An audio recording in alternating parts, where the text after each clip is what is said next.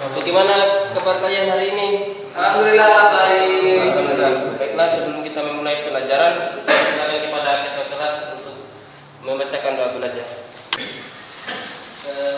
Teman-teman, sebelum kita mulai proses pembelajaran, mari kita berdoa bersama-sama. Doa dimulai. Doa selesai. Amin, amin. Ya baiklah, saya langsung saja. Yang tidak hadir pada kesempatan hari ini siapa-siapa? Ludin. Oh, bagaimana ini keterangan?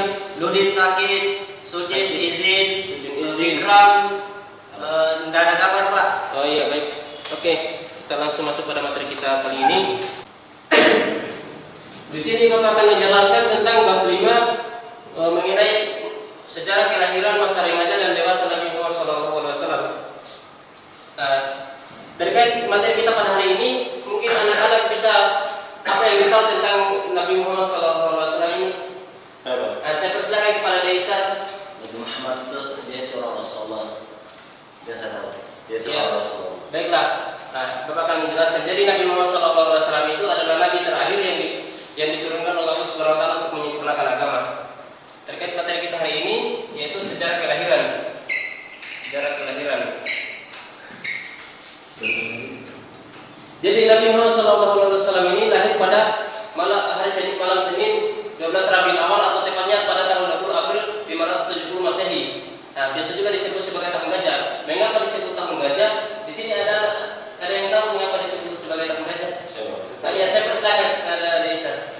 Kenapa bisa disebut dengan tahun gajah? Karena pada hari itu pasukan gajah yang dipimpin oleh Raja Abbasya datang untuk menyerang Ka'bah. Masya Allah.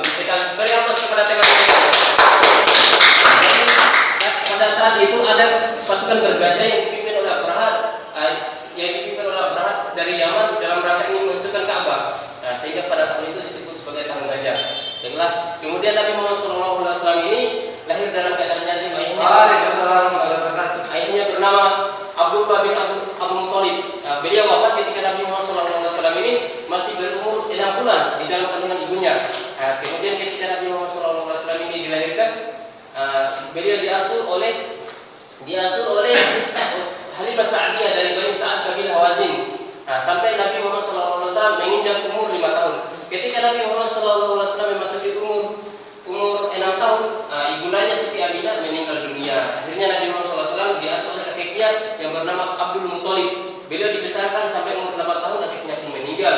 Kemudian pada saat kakeknya meninggal, dia diasuh kembali oleh pamannya Abu Thalib. Dia dibesarkan, kemudian pada saat memasuki umur 12 tahun, beliau Nabi Muhammad SAW ini diajarkan cara berdagang atau berniaga, sehingga pada saat umur 25 tahun Nabi Muhammad SAW sudah mampu berdagang sendiri, bahkan ia sukses dan berhasil dalam perdagangan tersebut. Baiklah teman-teman, di sini Bapak akan menjelaskan mengapa Nabi Muhammad SAW sukses dalam perdagangan tersebut. Ada yang tahu? Karena Rasulullah SAW itu memiliki 4 karakter. Pertama jujur, Jujur, Masya Allah, jujur. Apalagi? Sabar, orang yang sabar tuh sabar. Pendirian yang tinggi. Berpendirian, bertanggung jawab. Iya, tanggung jawab. bekerja keras. Tanggung jawab, bekerja keras. Waalaikumsalam warahmatullahi wabarakatuh. Dan yang keenam ini, Nabi Muhammad SAW ini memiliki sifat amanah. Jadi kita dipercayai orang itu salah satu modal kesuksesan. Kemudian yang ketujuh, Nabi Muhammad SAW ini memiliki kepercayaan diri. Jadi Nabi Muhammad SAW percaya dengan kemampuan yang dia miliki, sehingga kesuksesan itu mendorong dia untuk semakin sukses. Kemudian Nabi Muhammad SAW ini menyamakan pelayanan terhadap semua pembeli, tidak membeda-bedakan, sehingga pembeli itu senang sama dia.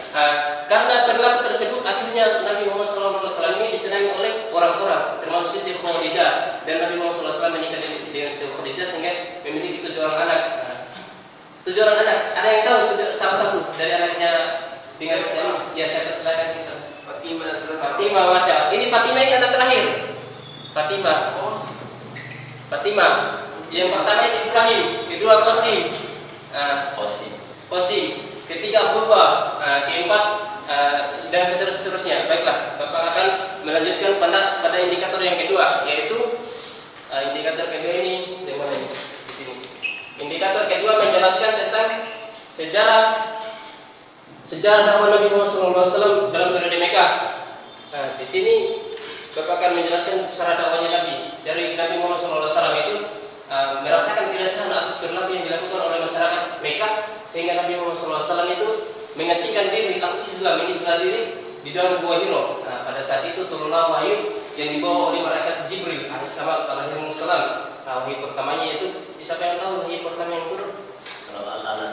Iya, masalah betul sekali. Berlagak teman-teman. Jadi surah Al-Alaq ayat 1 sampai 5. Nah, kemudian diikuti kemudian Nabi Muhammad SAW ini senantiasa menantikan wahyu berikutnya.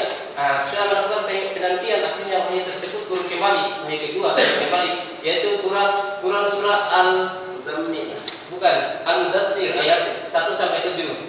Nah, dengan turunnya ayat tersebut, akhirnya Nabi Muhammad SAW ini mulai melakukan dakwah secara sembunyi-sembunyi.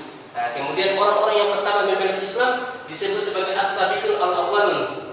As-sabiqun al-awwalun atau orang-orang pertama yang memeluk Islam. Nah, mereka diantaranya yaitu yang pertama istrinya siapa? Khadijah. Istrinya Siti Khadijah. Yang kedua Abu Bakar. Yang ketiga Ali bin Abi Thalib. Yang keempat Zaid bin Haritsah. Yang kelima Ummu Aiman. Jadi yang kelima itu Ummu Aiman. Berkat Siti Aminah, berkat Siti Khadijah dan Abu Bakar As-Siddiq, akhirnya setiap harinya banyak yang memeluk Islam. Baiklah anak-anak, selanjutnya kemudian setelah melakukan dakwah terus-menerus secara sembunyi-sembunyi, akhirnya turun ayat ketiga, yaitu Quran surah Quran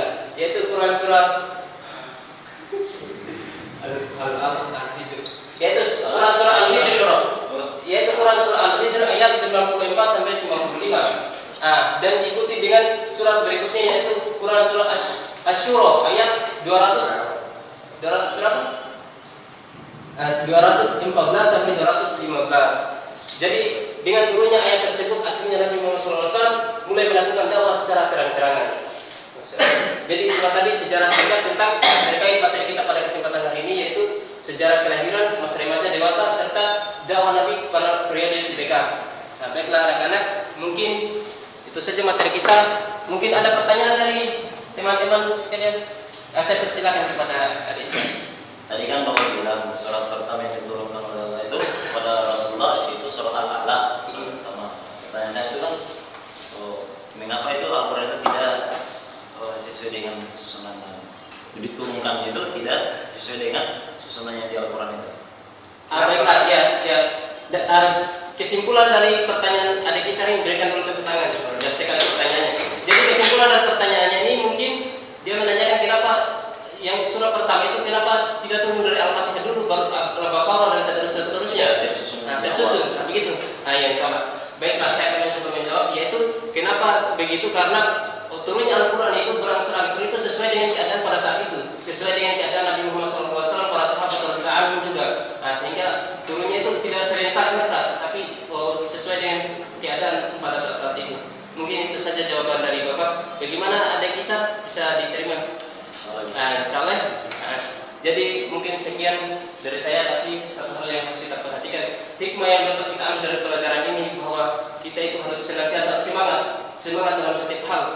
Terutama kita sebagai mahasiswa ini semangat dalam belajar sampai kapan? Sampai kita meninggal dunia. Imam Syafi'i mengatakan, demi Allah, hakikat seorang lelaki itu terletak pada iman dan takwanya. Apabila dia tidak memiliki keduanya, maka tidak ada anggapan baginya.